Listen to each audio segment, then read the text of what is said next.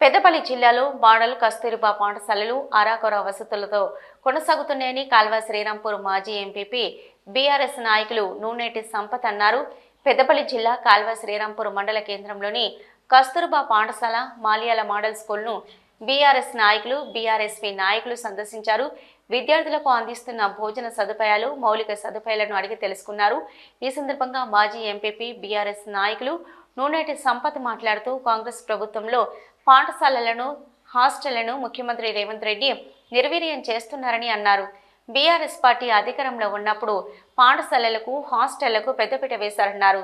BRS రాష్ట్ర పిలుపు మేరకు పాఠశాలలను సందర్శించడం జరిగిందని, కస్తూరిబా పాఠశాలలో విద్యార్థులను నీటి సౌకర్యం లేక ఇబ్బందులు ఎదుర్కొంటున్నారని, ఎక్కువ మంది విద్యార్థులు ఉండడంతో పాఠశాలలో విద్యార్థులు ఇబ్బందులు ఎదుర్కొంటున్నారన్నారు.